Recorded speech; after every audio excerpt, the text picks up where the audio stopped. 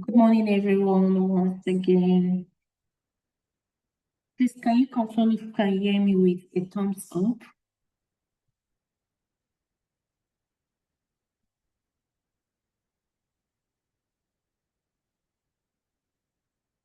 All right, great. Thank you very much. Good morning, everyone, once again, and thank you very much for joining. Welcome to today's webinar hosted by Budget Foundation in conjunction with Resource Justice Network, formerly published Road to Pay. My name is Alice Adidayo. I am a research and policy analyst at Budget Foundation, and I'll be your moderator for today. We are very glad that you've joined us today on this important and timely conversation on fossil fuel expansion and politics of high oil prices, especially as it relates to energy transition. So before we move ahead, just a quick housekeeping note. Please make sure you keep your microphones muted unless you want to speak. And then please feel free to also use the chat box to submit any questions or contribution throughout the session.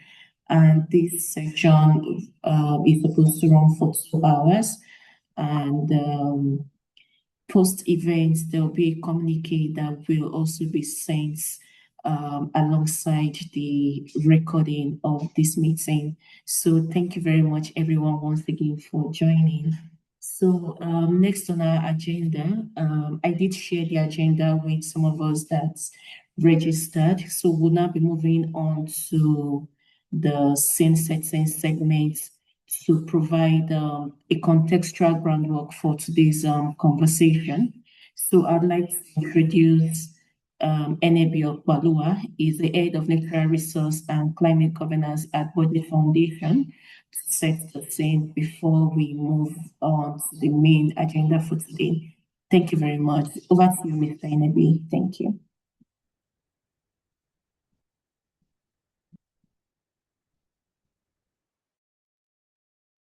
Good morning, everyone. Please, can you confirm if you can hear me?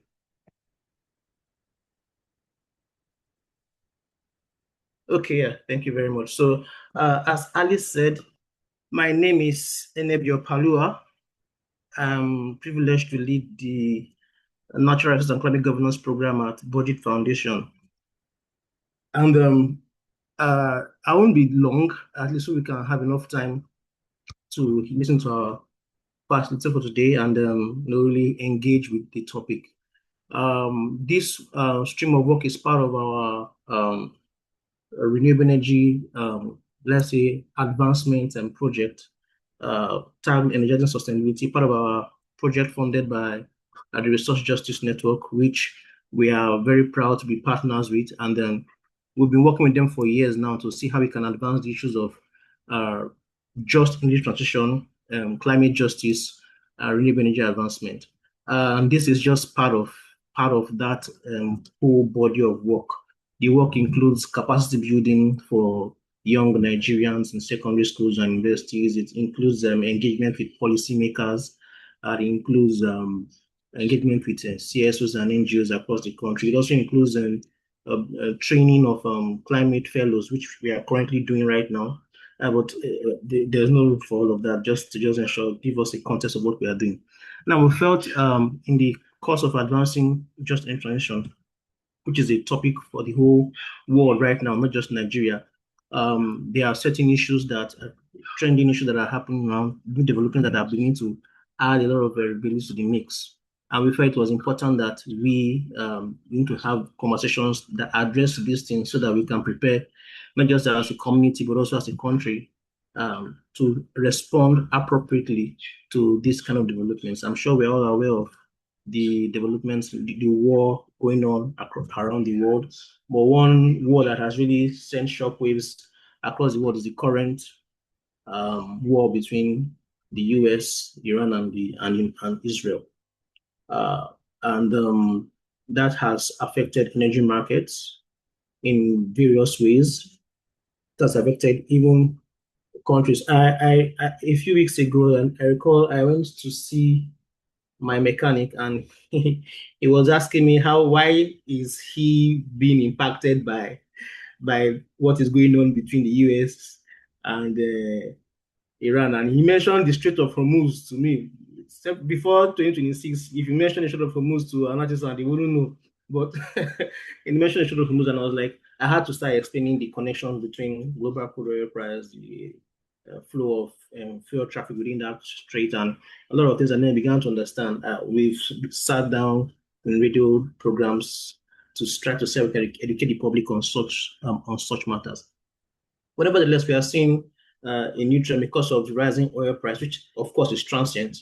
I'm going to see some premiums that are encouraging countries and investors to now start putting some money in fossil fuels. We see expanding investments in Nigeria, in East Africa as well.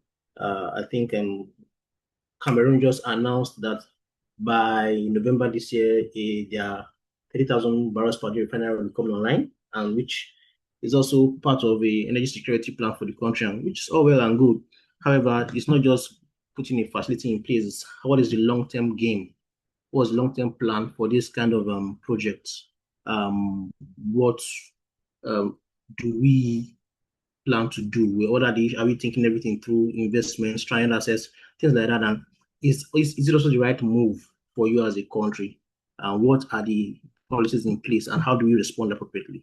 So I wouldn't. There are a lot of questions that goes into a lot of explanation, a lot of details that go into it, and I believe that our facilitator today is well equipped and ready to break down the issues for us, from energy security to energy justice, and a transition program, Nigeria's unique challenges or issues, what should we be doing, what should be the place of the government, how should the private sector play, what should we do as a people, what precautions should we put in place for both environmental issues, standards, what are the emerging markets and other economies, and how do we respond as a country, given the fact that these whole developments may not last for long, given the fact that political cycles are usually in 4-year cycles among most of the major players in this discussion.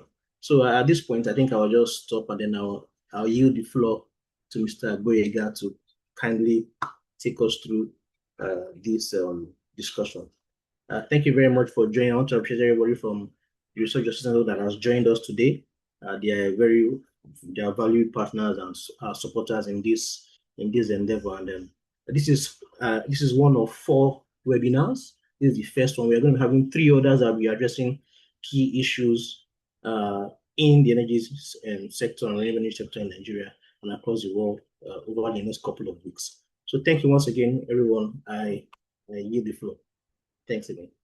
All right, thank you very much, NAB, for this important framing. So now we've gotten to the centerpiece of our session today. Our guest speaker has been working at the intersection between energy policy, climate accountability, and economic governance across Africa.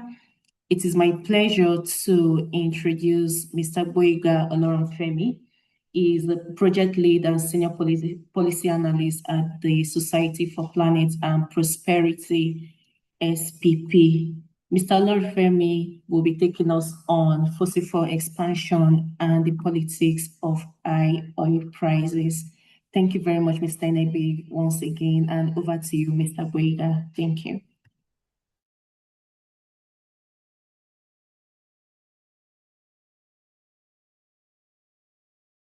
Thank you so much, Enebi, and thank you, Alice, for this very rare opportunity to address experts and at the same time senior colleagues who have gone ahead of us to also let our light shine. I bring greetings from the Society for Planet and Prosperity, and I want to join us to take a listen, and hopefully let's also ventilate ideas that would bring to bear the essence of why we are Africa and the need for Africa to rise while it creates and develop its narrative for a just transition. I don't know if I can, if you can stop sharing, then I'm able to share my screen. Okay.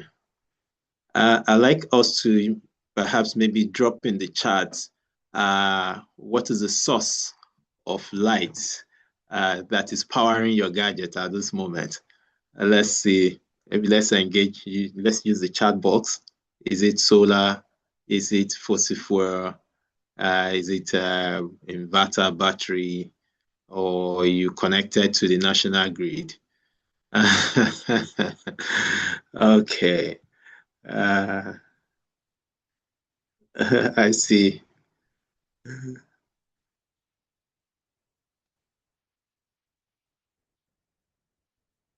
I'll come back to check. I'll come back to check the chat box. Okay, you are screen sharing.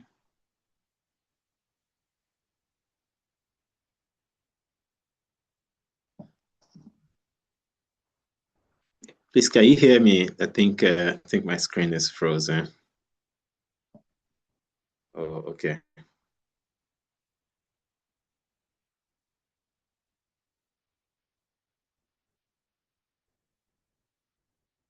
Okay, great.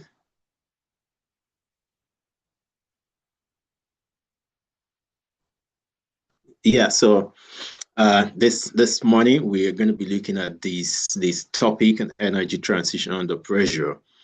And if you look at this first page, you realize that there's a refinery somewhere, and then there's a solar panel somewhere.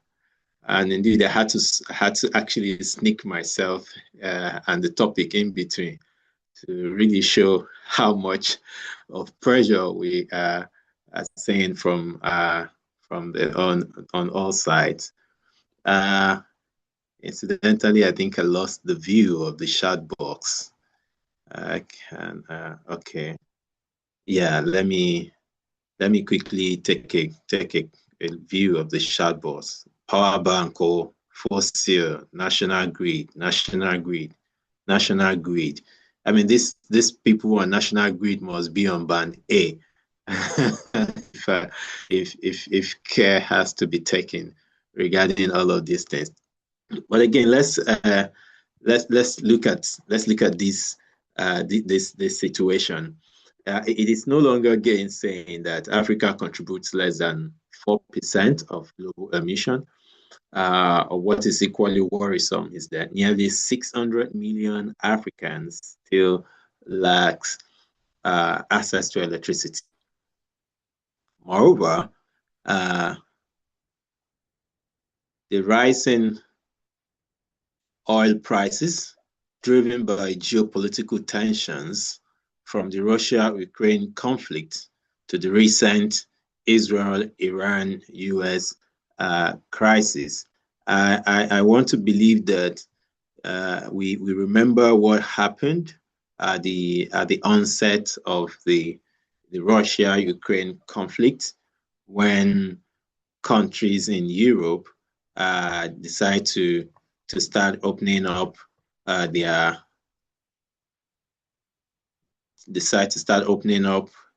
coal plants in order to meet the needs and the demand for energy in between the time. So these crises are now strengthening calls for expanded fossil fuels production across the continent. Therefore, the challenge before us is not whether Africa needs energy or development.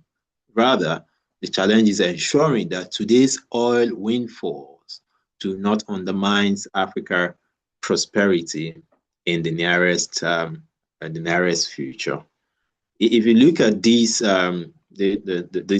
table, the graphic on beside this, it shows that the giant oil and gas field discoveries by region and then by decades.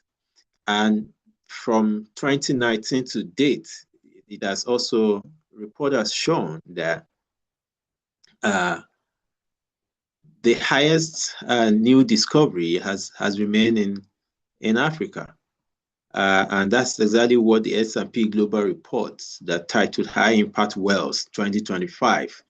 And it explained that while about 8.8 billion barrels of oil equivalent were found in Cote d'Ivoire Basin and the Orange Sub-Basin, accounted for 2.9 billion of this figure.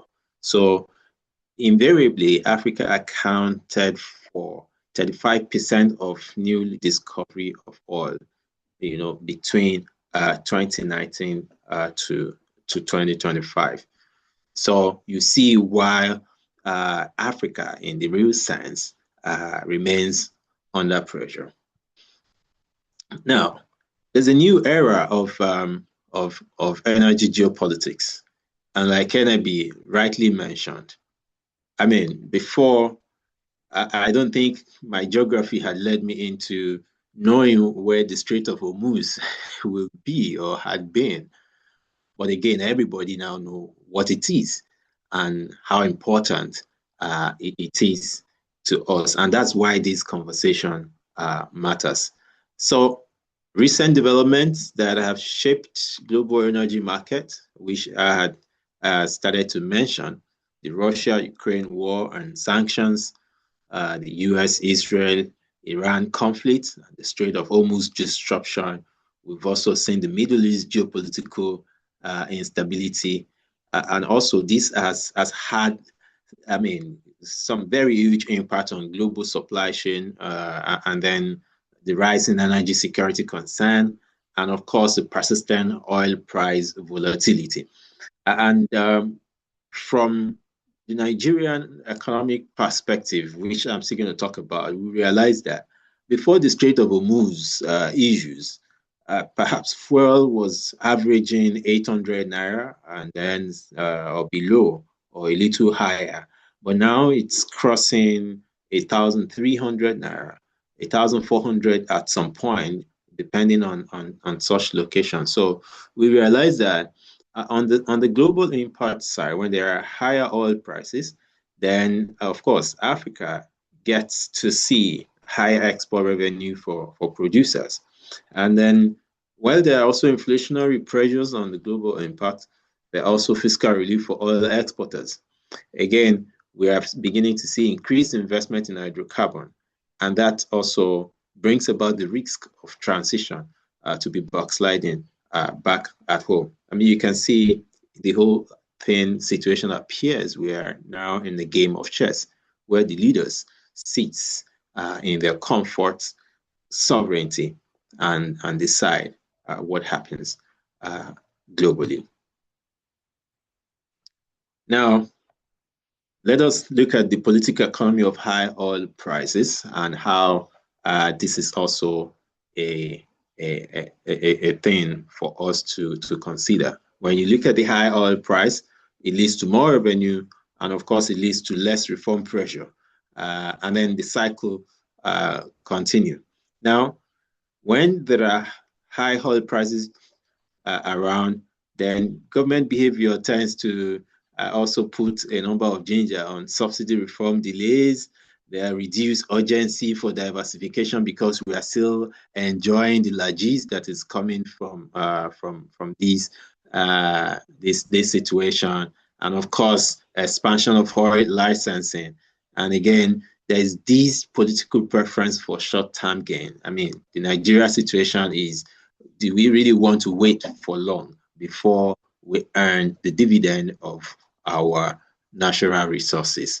So we can examine this scenario and then let us also think about it, whether we are witnessing energy transition delay that is disguised as energy security.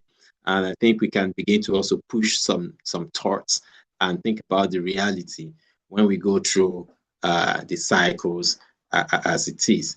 And the one thing that is important here is that energy decisions are really, really political, and they are also fiscal in decision making. And that's why I have to show the chamber where these decisions are taken right there. Now there are global energy reality in 2026, and that is fueling transition amid conflict.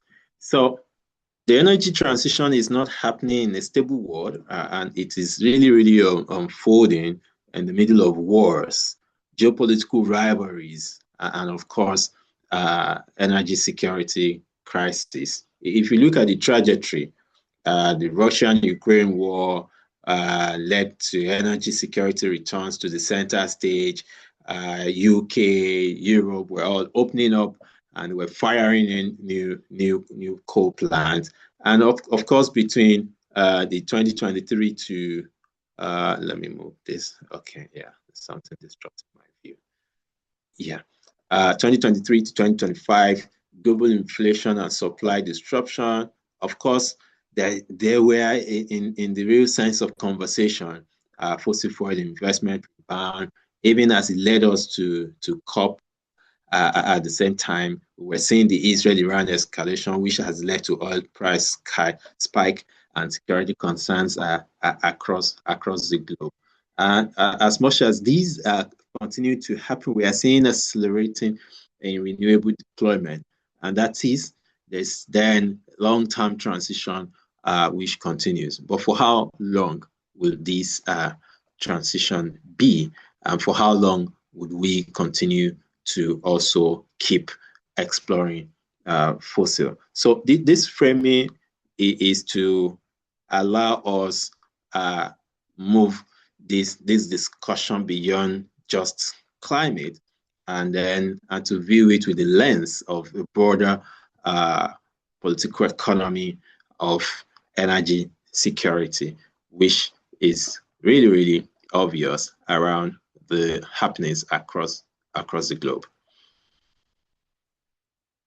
Please, if anything comes to mind as I move on, feel free to drop in a hint, and I'm happy to pick that up. So let's look at the Africa energy reality, the energy access gap. From my introductory perspective, it's no longer new. The Africa transition challenge is fundamentally different from Europe.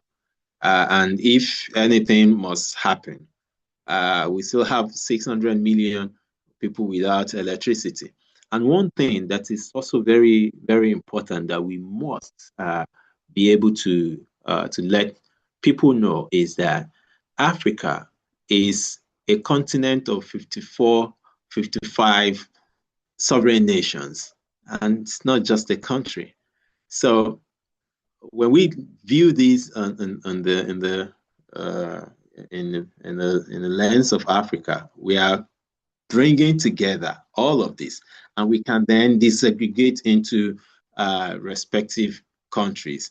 Now, still, approximately 900 million population say rely on biomass cooking.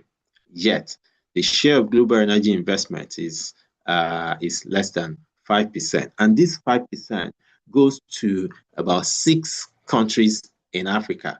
That is, the 6 top countries in Africa that owns the largest share of this energy investment has more than the remaining African countries. Yet, we still have less than 4% share of the global emission. I kind of put the Nigerian graph that shows access to electricity in Nigeria is something I nicked from a report that says in Nigeria, citizens pay more for darkness than electricity. When you remember estimated billings, that you understand what that means, and there's need for more to be done within this landscape. Now, the shocks, the responses, and the dependence. So we've seen that when there is oil booms, then there's increase in government dependence because we really want to earn as much as we can, and maybe invest into some infrastructure, some development, some social causes, and create a pipeline of what it means to enjoy this windfall or the blooms. But what have we done with previous blooms that we have witnessed? So in the real sense, when there are oil blooms, the momentum are weakened. And then we think, yes, there's surplus. Whereas we are expected to actually get ready for the later years. Now, when we have the foreign exchange earnings is very high, at the same time, export is also dominated by oil. I mean, the stability that we would experience in budget is linked to oil. And then states' finances, what goes to states, will also become highly exposed. And you can see what happened within this year when the oil price fell and what pressure reform brought into the space. In the space of 2014, 2016, when oil price was falling, there were austerity, there were inflation. And look at 2035 to 2026, when oil price is elevated. A lot of factors has now come to bear. And that's why the reform pressure is really at risk at this moment. Let me take us to the Nigeria Energy Transition Commitment. These are, I mean, relatively few among what the Nigeria has put in place. The net zero target by 2060, the energy transition plan, the updated NDC commitment, which is more or less our political statement regarding issues around mitigation, adaptation, and of course, more importantly, energy. Gas expansion strategy. Nigeria already had a decade of gas that is being put in place. And of course, the Just Transition Guideline and Action Plan, which has already been concluded. I decided to put this here because I was one of the team that wrote that document, which is waiting for FEC approval. So what we need to ask is that, can we as Nigeria simultaneously expand fossil fuel production and at the same time achieve net zero goals? So that's a question that I want you to ponder upon and see if we're able to unravel this puzzle as we move on. Madam Alice, please, I would like you to help me with time so I can do well in projection. So the rise of gas as transition fuel, if you look at the map of Nigeria here, also showed what plans the Nigerian gas demand and infrastructure is, and then what has been put in place. So a number of us would have at some point argue for gas or argue against, but I decided to bring the support argument and concerns. So if there's anything that you think around this that I've not touched base with, so please feel free to engage in the chat box. You know, people argue that yes, gas is cleaner than coal, it supports industrialization, it utilizes domestic resources. But again, you want to look at the concerns as long-lived infrastructure, capital diversion from renewable. And another question that comes to mind is that, where is exactly the boundary between transition fuel and the transition trap? So I am also aware that many of us know that there is Nigeria-Morocco gas extension, which has continued to linger, and that's about $25 billion mega infrastructure project. As much as this is very huge. I believe I want to see when we activate this line and what it means for that project that span approximately 5,660 kilometers offshore that will cross 13 West African countries, which is slated for completion in 2030. So we need to begin to ask questions. Where are we on this? And how far so far? If it is known that these assets also have a lived period of time that they also begin to become obsolescent. Now, it also talks about lock-in risks. And I think I just want to share a bit about what are fossil fuel or carbon locked in.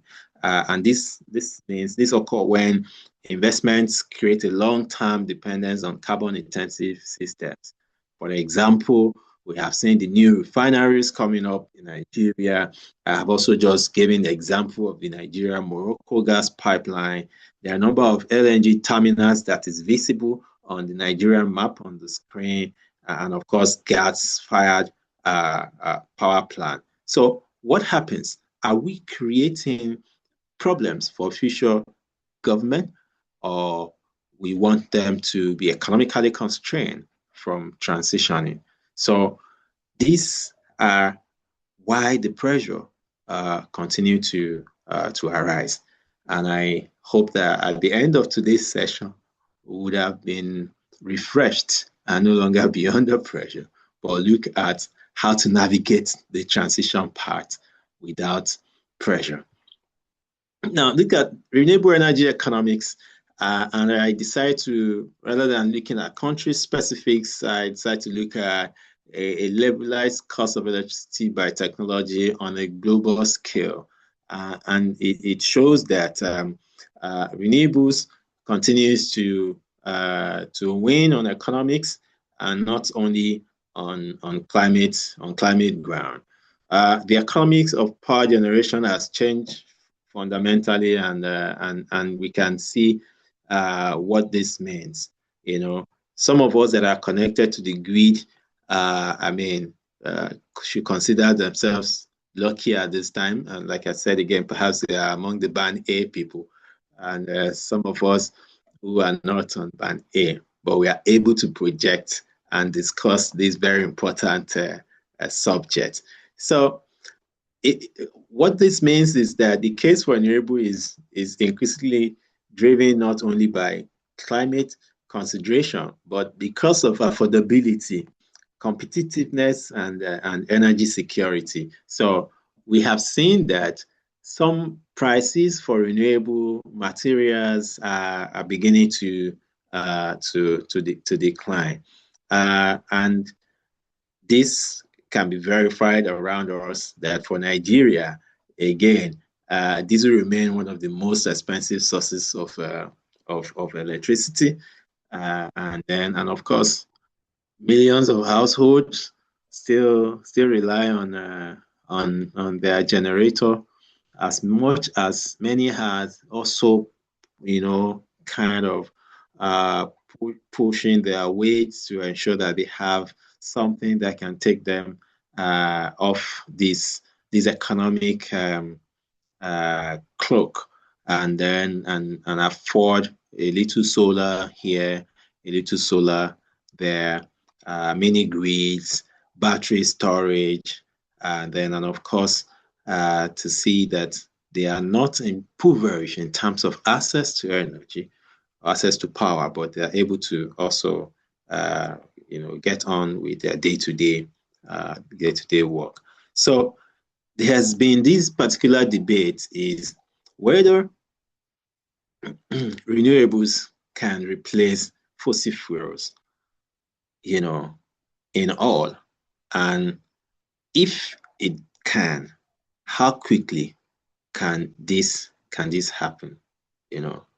I hope that we're looking at this and thinking about, how easy, how fast, how long can this happen? So we've seen diesel generation, coal, natural gas, onshore wind, and then and solar PV, recording the lowest levelized cost of electricity by technology. Now let's look at the African renewable energy opportunity. And then I mean, if you were asked to talk about the renewable energy opportunity in Africa, I'm very sure we will all be able to say so much. You know, Africa possesses the world highest solar potential. We have the critical minerals.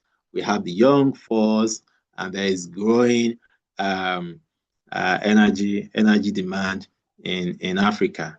And of course, if there's any call to action for Africa, it is for Africa to become an energy producer and technology participant, and not merely exporter of fuel. I mean, you can ask me already, top 10 wind farms in Africa, and then ask where is Nigeria, and I decide to put a question mark there. Some of us might know why the question mark, right? It's not that there's no wind farm in Nigeria, but that these ones were reflected here means that they are active and they are working. So there's a Lamba Rimi wind farm in northern Katsina, which is one of the Nigerian pioneering very first project in 2005. I think at some point there used to be some in Lagos and also in Edo, but what happened to these ones? So a whole lot is really happening, that there's lack of operational wind farms, which stem from, number one, I think for the Katsina project, unfavorable wind speeds, which is, I mean, one of the very critical category of Nigerian landscape in terms of wind energy, and of course they are now restricted to coastal area like Lagos and the Niger Delta, and of course the elevated hilly terrains, which can be found in the in the north and then the middle belt region of Nigeria. And of course, this project started perhaps as a result of bureaucracy. They were abandoned. We have also seen cases of vandalism of state projects around, and of course, we're still having challenges with grid integration. And I think that the Nigeria Electricity Act has really addressed that to ensure that there are no capital and policy constraints. So I learned that the current administration has considered concessioning this wind farm, the one in Katsina, and I do hope that action we will begin as soon as possible. I also am aware of the work that my friend Omia Sam is doing with the Nigeria Wind Energy Council, and I'm rooting for them for more possibility on the wind side.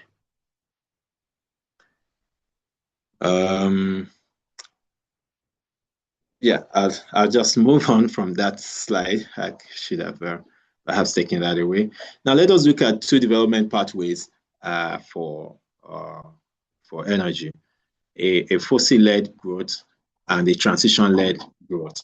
A fossil-led growth will mean concentrated revenue, and the transition-led growth will mean diversified economy. We'll talk about carbon exposure under fossil-led growth, and we'll also talk about climate resilience when we have a transition-led growth. It's also taken that under the fossil-led growth, there are still limited jobs. However, on the transition-led growth, there are broader prism for employment. So this is not about oil versus renewable. It's about dependence versus resilience. Just a minute. I want to check the chat box if there's any update for me. Okay. All right. Please let me know how much time that I have left. Yeah. So, I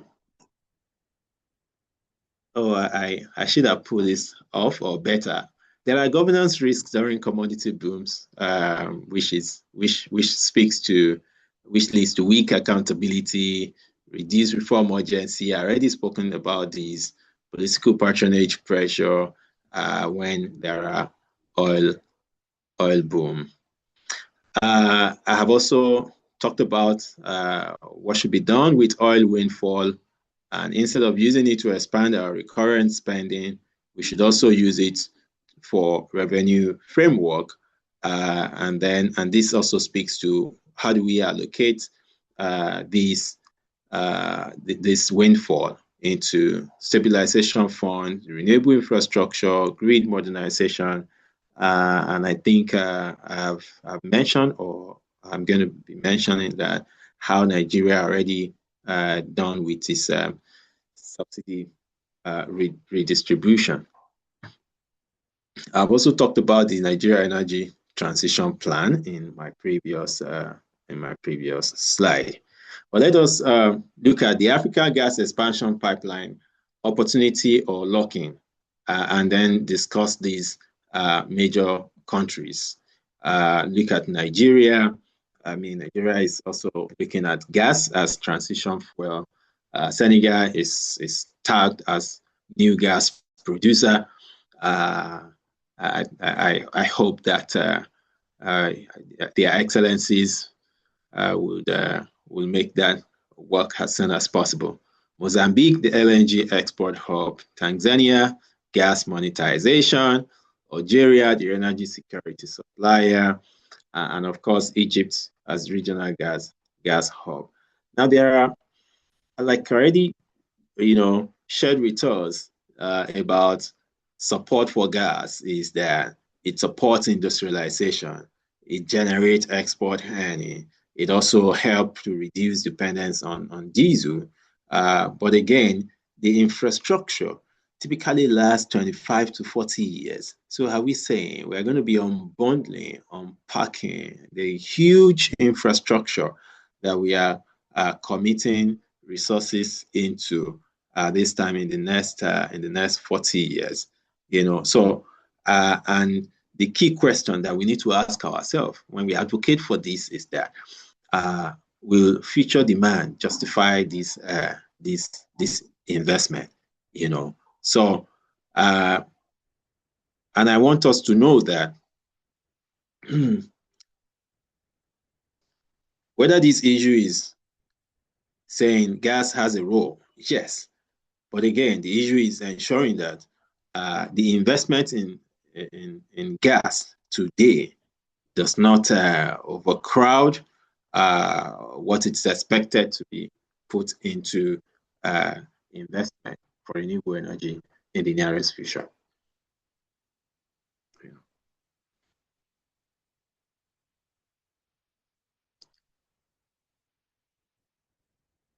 So now here we are. What should be done with oil windfall? So the governance test of high oil prices is to put in place a plan.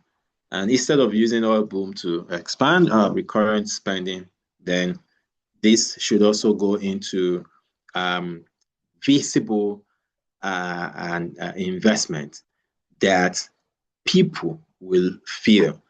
Like I said in the earlier slide, Nigeria already structures its fuel subsidy redistribution through direct infrastructure, and then provide macroeconomic support to state governments, target social intervention programs. But what we don't see is specific breakdown of what percentage goes to these different portfolios. Now, the redistribution framework, according to available information, is that this subsidy redistribution put into, it goes into states and local government allocations, just like funds that are previously being used as subsidy are now going into states' purse, and now states now have more. And from all indication, some states no longer pay salary. They are now more liquid than they used to be in the past. Some has also gone into social investment and cash transfer. An example of such social investment, which I saw lately, is an conditional or a conditional cash transfer scheme, targeting the vulnerable. But again, are there accountability? Which are some of the pain of these redistribution of subsidy? Follow on policy. Some have also gone into state level subsidized buses. Are these programs still in place, whether they are continuing or not? And then some also went into the compressed natural gas conversion for public transport. How many people benefited? Did that also reduce the costs of transport? So if Mr. A had benefited from the energy transition subsidy from government to convert his bus to gas, should his passenger pay the same amount as the other people? So these are transparency issues that needed to be taken care of. And of course, there are sectoral capital investment. There's also a Renew Hope housing program, and there's something that really piques me here is that all of these are visible at macro level, but they are yet to percolate through the micro level. And this is where the street belongs. So how do you want people to have a feel or say that they have been part of the windfall from oil boom?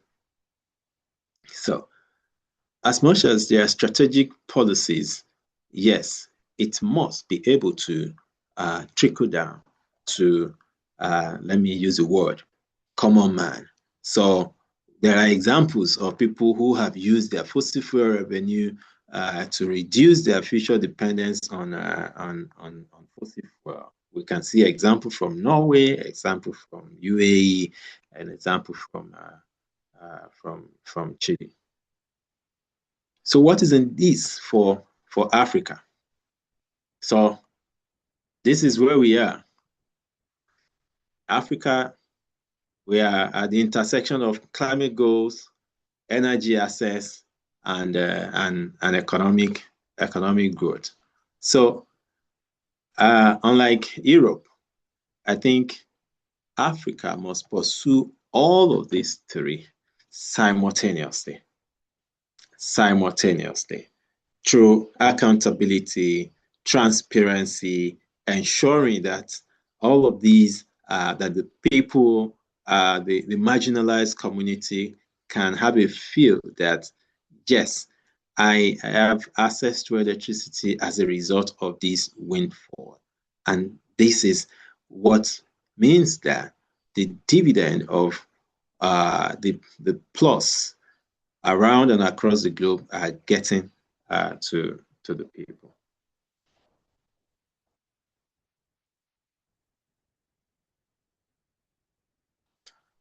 Just a chat box check for me.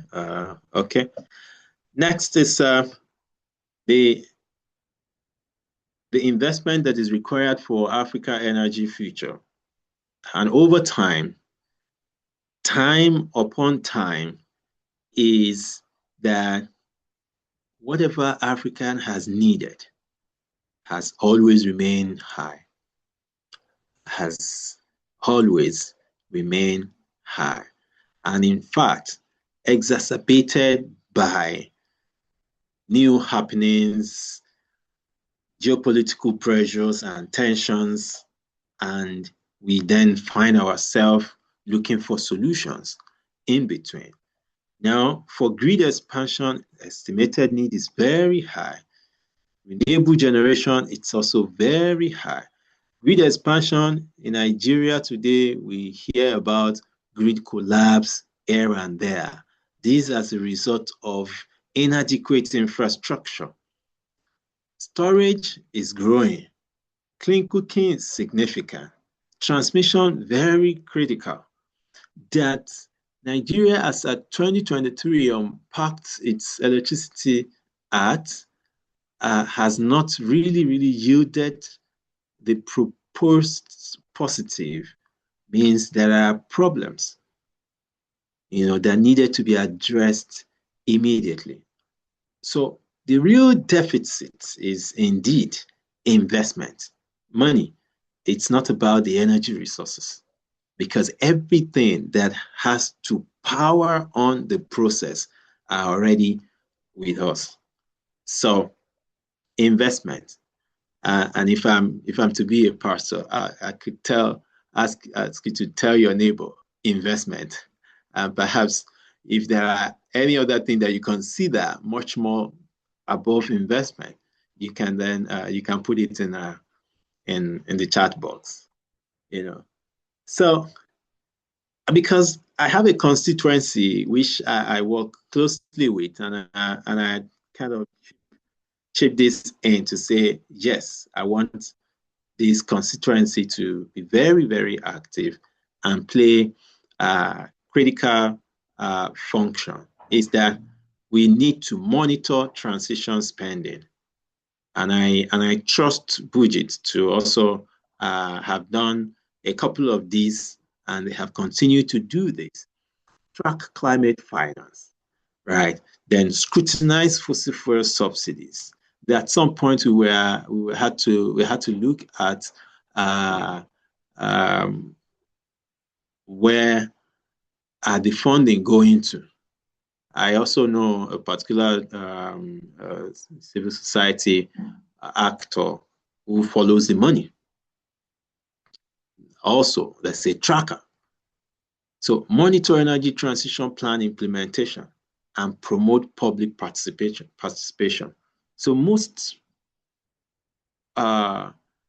participation from public comes from the side of ignorance, and we must break this gap and let people know the dynamics of what happens within the energy transition, and why we need to transit, why we don't have to wait, why we must spend what we have at the moment to then invest into the future, that we will not come back and battle with stranded assets. So when it comes to climate governance, it is now becoming a public finance issue, and civil society and accountability actors must take a look at this from this lens. So coming back to Nigeria, and then let's look at what should Nigeria do in a short term, medium term, and in a long term. We need to capture the windfall revenues, keeping a separate portfolio. So we are accountable to say, at the close of Strait of Hormuz, we realized that our energy windfall increased to this, and this is how we spent it. And that's exactly where the role of civil society comes into play. Strengthening sovereign savings. This is how much our foreign reserve grew within this time and reasons. And on the medium term, had to expand mini grids, scale renewable development. The productive sectors, we can identify them, put more investment into them. when you power productive sectors, you're increasing job opportunities and you're reducing unemployment. You are attracting young people into the fold to become engaged and, in fact, reasonably engaged as well. Long term, build green industries and develop climate resilient infrastructure. I'm aware of certain development that are ongoing, but these developments must beyond just bringing them forth. We must be sustained. From Nigeria to Africa, I mean, this cut across every landscape. How do you ring fence the windfall oil revenues? So these are priority actions. We must accelerate renewable investment.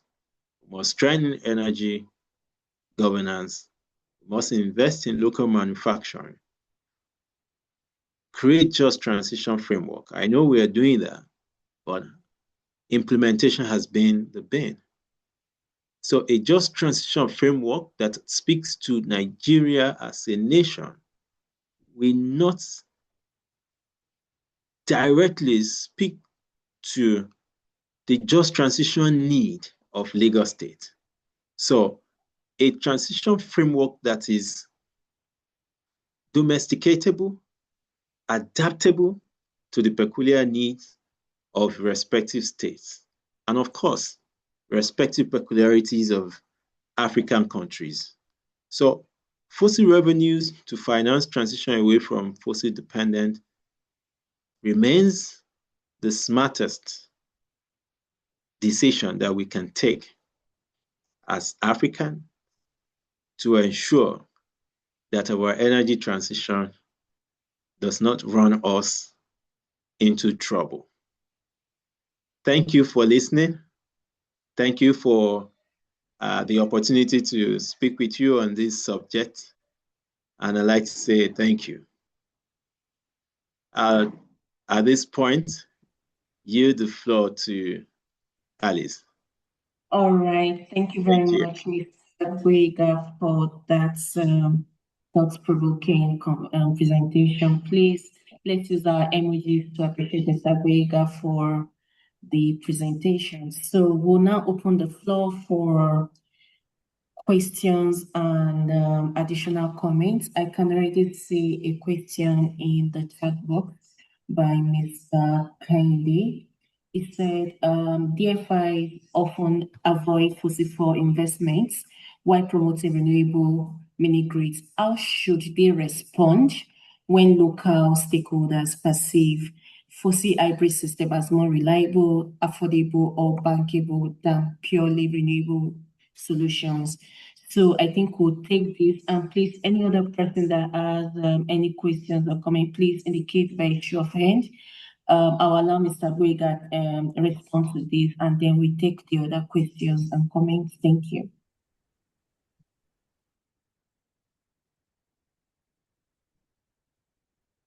Over to you, Mr. Gboyega. Thank you. Okay. Just a minute, please. Okay, the efforts of avoid fossil fuel investment, mini grids.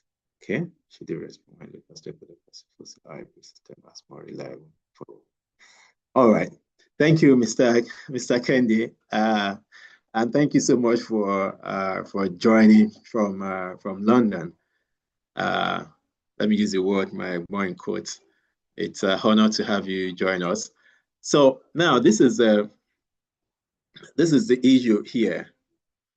I think we may not want to, how do you use this proverb with the cake? You want to eat your cake and then and have it. So I think it would be very, very, very, very. Let's be honest that by the time we're introducing fossil hybrid system into the transition phase, then it's no longer just. And that's why you see the DFIs also begin to avoid the fossil fuel investment. They are now being tracked. We are currently reviewing, I think, the AFDB investment and see where the monies are going and whether they are still putting money into fossil fuel infrastructure. So time will come that it will become a, how would I put it now? It will become an error, an issue that a DFI has continued to put more money into fossil fuel. So I think in the real sense, that's exactly what is going to happen because they already seen it all and they will not want to put money into what will then come back to them as a foul play when their sustainability profile is being reviewed. And in Nigeria, very soon, I think next year or 2 years, every organization will begin to provide this transparency report. So I appreciate that, yes, at some point it could be cost saving, but it will not make the transition phase just as it is being expected. Thank you, sir. All right, thank you very much, Mr. Gboyega. I do appreciate you. Just before I call Mr. Enebi, I just wanted to say, please feel free to contribute your perspective. You can push back on arguments or share examples from your context, because we're here to also learn from each other. Right. Thank you everyone for joining once again. So I'll allow anybody to speak. I can see your hands raised. Thank you. Thank you very much, Alice.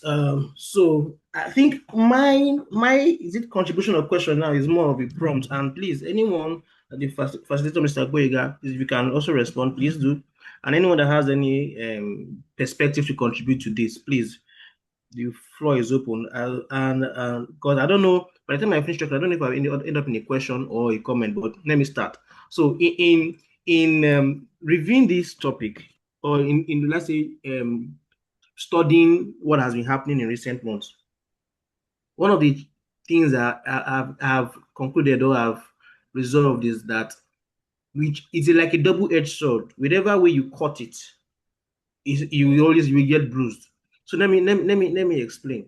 So in terms of the impacts of the developing, let's say the wars, the rising oil price, and the rest. So I think it's very, very obvious. We stand the opportunity to start getting higher oil revenue from the windfall, as Mr. Gboyega put it. Although I think a few days ago, I saw a report, a news report. I haven't verified it yet, but I saw a news report that said production challenges were limiting Nigeria's ability to get the windfall from the high oil prices. But I haven't looked at data to verify that yet. But it was just one headline I saw. But given that in mind, so we have the opportunity to gain from the oil windfall in terms of higher oil revenue. But at the same time, there is also an inflation component that is now triggered within the economy. We have high rising prices for food, transportation, businesses. It's beginning to show up at least over the last couple of maybe 2-3 weeks to a month. We are beginning to see the impact in these dimensions, especially as fuel price began to cross the 1,000s and the 1,300 benchmark now. So that is, like I said, it's like two-edged sword. We have oil revenue that is likely to improve, and then we also have economic issues, inflation, rising cost of living that is not impacting Nigerians across the country. And then that is one example. Another is the in terms of, let's say, the incentives for investment. So because of the war, rising oil prices, and also because of far right movements in Europe and the United States, we are now seeing increased appetite for oil and gas investments, and we are like we've seen announced across the African continent. And if you look at some profiles in Europe, you see where there are some potential oil and gas investments coming up in the future. But at the same time, it cuts the other way because there's a war, there's now supply risk that is now preventing 7 countries from accessing energy. I think there's a country, I can't remember the name now, that has declared a state of emergency because they cannot access the required energy they need to run their economy. And so because of that, there is now an energy security argument that is now linked to renewables, saying that investing in renewables is a much more logical way to shield yourself from any oil price shock or supply shock that may come up in the future again. So, in as much as the wars are providing incentive for increased oil investment, they are also on the other way providing incentive for renewable energy investments as well. So, I think my puzzle, or is it my question, or my thinking is okay. So, looking at our context in Nigeria, how do we now begin to marry all of these double-edged sword phenomena that is happening around us? Yeah, we are now seeing Dangote refinery trying to expand. They want to go above 1,000 barrels in terms of capacity of the refinery. We see people looking at investing in Africa's and oil and gas industry. More gas investments are looking at, and according to the president, we have more investment portfolios in the sector is improving, according to him. And I think the data, if we look at it, it's possible that data will corroborate all of that. So we have that, but in terms of maybe it's a medium or long-term play, we also have an energy security issue that is equally supporting renewable energy investment. So how do we marry these two phenomena to come up with what is best for Nigeria? Because even if we increase investments in fossil fuels, we still have the long-term transition premiums that will give, whether I like it or not, even if it's in a decade or 2 decades or 3 decades, we still kick in eventually and move investments to much more cleaner sources of energy. So is it a short-term, medium-term, long-term thing? What would be like the best mix that, because I've been thinking about this, and honestly, I haven't come up with the perfect answer, but I've been to see that we have incentives cutting both ways, we have impact cutting both ways, we also have financial issues cutting both ways. If you look at it, if you want to expand grid infrastructure or fossil fuel expansion, you need serious amount of, just like the professor said in his presentation, large investments. But equally, renewable energy expansion needs very, very high financing as well. So either way you cut it, the sword cuts both ways. So what can be the perfect or the best mix that Nigeria can adopt for this kind of situation that we find ourselves?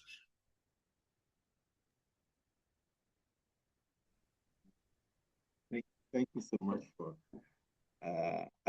for your comment, contribution, and leading to the question. If you recall, in the course of my presentation, I talked about accountability and transparency. And then what this means is that, yes, the time of windfall is also the same time that inflation sets in.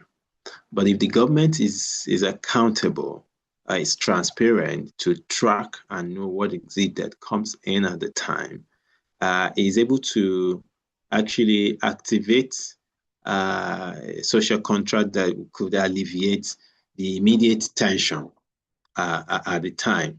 And that's why, if you recall, I say, as much as a lot of some of these programs are visible at the macro level, when it comes to macroeconomic level, the citizens are not feeling it.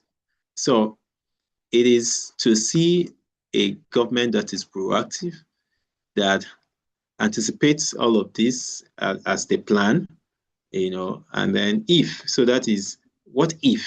So there should be a what if plan on ground. What if there's an oil, there's a surge, and then what if, then this is what we're going to do.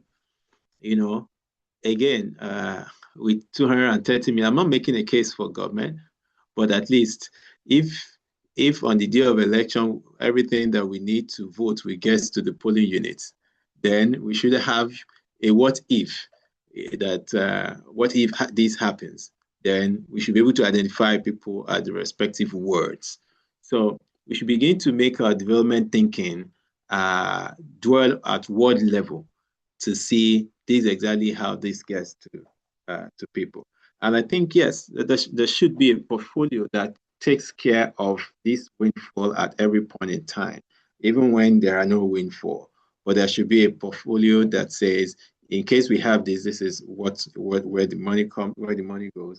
And in case we have shortfall, this is how we cushion this effect. I mean, we're talking about being oil dependent.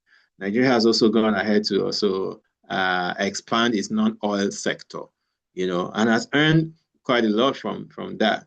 The new tax regime has also opened up a new level of revenue for government.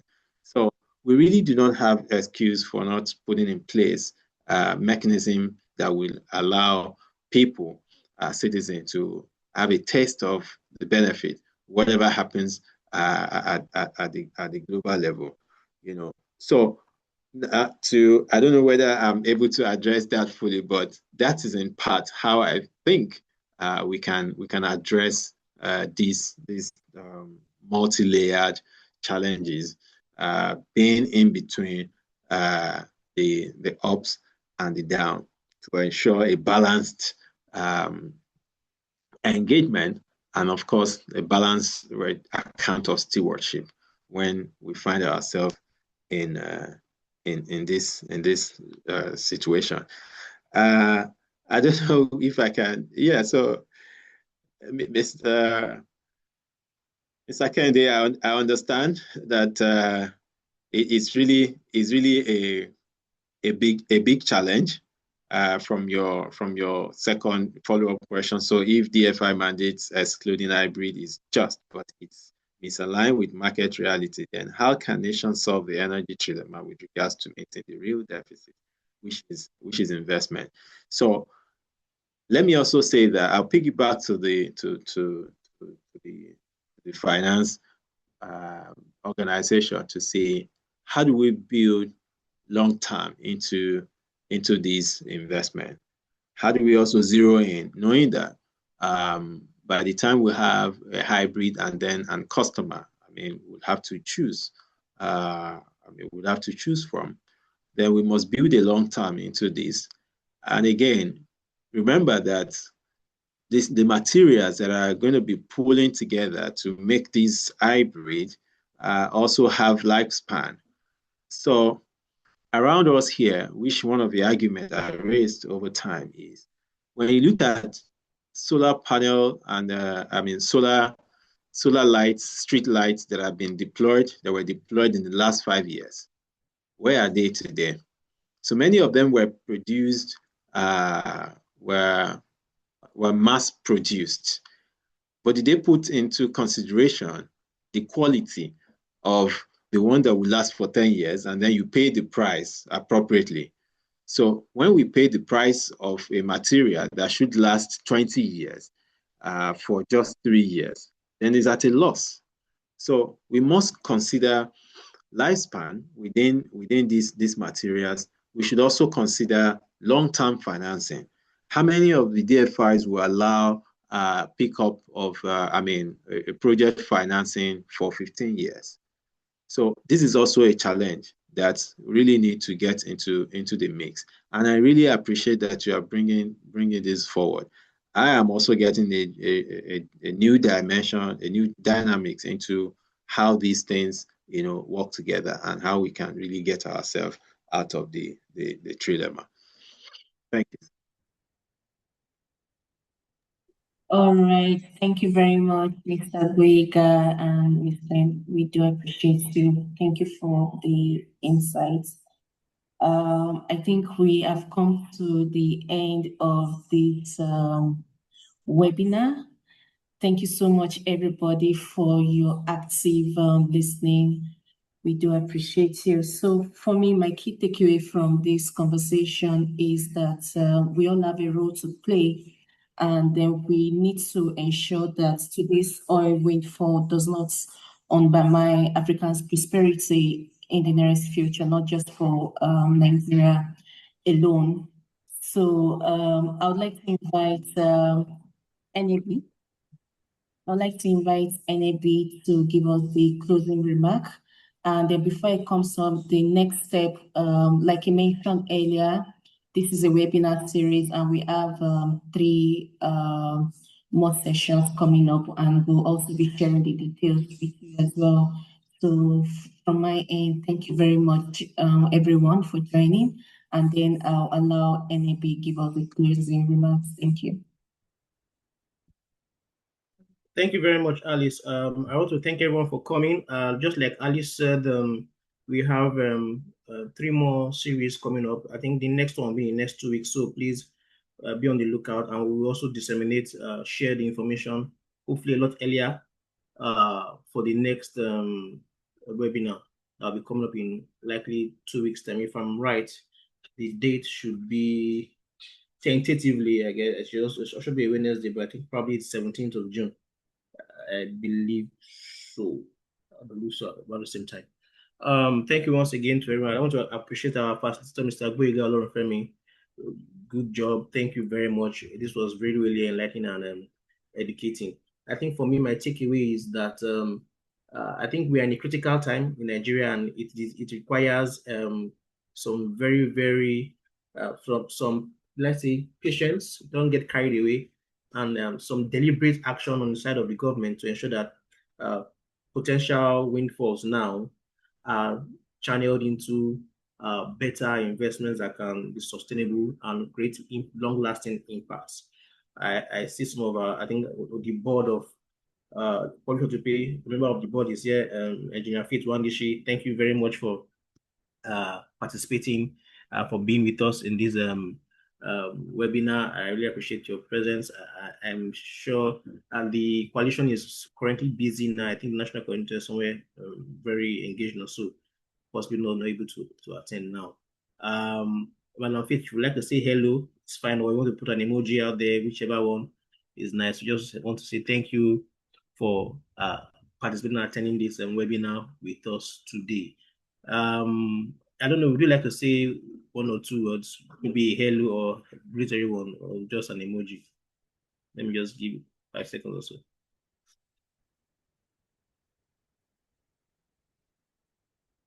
Okay, probably not. So anyways, I see Mayowa. I saw you during the program. Thank you very much. Abdulkader, Kainde, Salami. Sorry, someone is it HP? And sorry, I can't get your name, but that's what is showing on my screen. But thank you very much for participating in this webinar.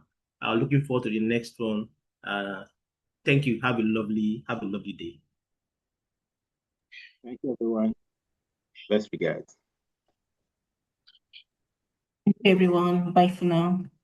Thanks for everything. Thanks, everyone. Well done. Thank you so much. Thank you, sir.